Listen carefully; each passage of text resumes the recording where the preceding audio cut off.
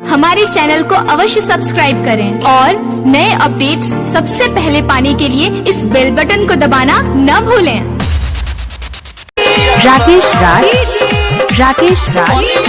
राकेश राज।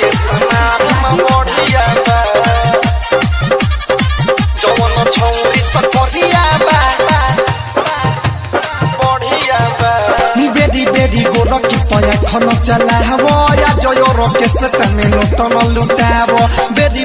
गोरकी पया खन चलावो या जयोरो के सटने नोटन लुटावो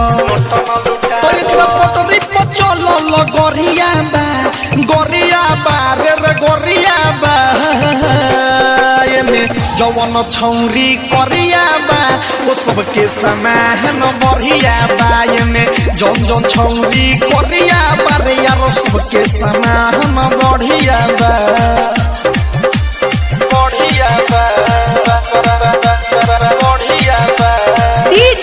राकेश राज, राकेश राज, राकेश राज। इनका मोबाइल नंबर है 8757777728। मरे के बात सोमर के मारो बचल बा ये कर थरिया हाथों में ये करा दे के नोट 500 चाहे हजारिया सुनो मरे के बात सोमर के मारो बचल बा ये कर थरिया हाथों में ये करा दे के नोट 500 चाहे हजारिया गोर जवन हो के ले गुमान करे जादा ऊपरी से चिकन चाकन भीतरी से खादा गोर जवन हो के ले गुमान करे जादा ऊपर से चिकन चाकन भीतरी से खादा तो समर के काचे मोरिया बा रे मोरिया बा जवन छौरी सकरिया बा ओ सबके समान बढ़िया बा जवन छौरिए में करिया बा ओकर समान बढ़िया बा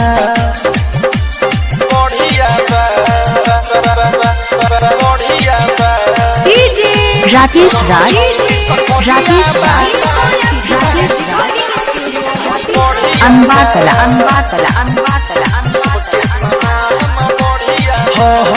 सुन राइटर संजय सराबी पीछे तू कर छोटकी के कोठी जैसन छेद होखी नहीं पटावो मोटकी के सुन राइटर संजय सराबी पीछे तू कर छोटकी के कोठी जैसन छेद होखी नहीं पटावो मोटकी के आई के मंगल सतुनी के तई के सोरबे सवरिया जुठी अहिले रे नई के आई के मंगल सतुनी के तई के सोरबे सवरिया जुठी अहिले रे नई के रतन रतन के बात चल जरिया बा रे नजरिया बा जवन छौड़िए में करिया बा वो सबके समान बढ़िया बा जवन छौड़िए में करिया बा रे यार सबके समान बढ़िया बा बेरी गोरकी पया खन चलावो या जयोरो के सटा में नोटन लुटावो तो इतना पटरी पचल ल गोरिया बा रे गोरिया बा ये जवन छौरी करिया बा वो सबके समान बढ़िया बा ये जौन छौरी करिया बा रे यार सबके समान बढ़िया बा। इनका मोबाइल नंबर है 8757777728।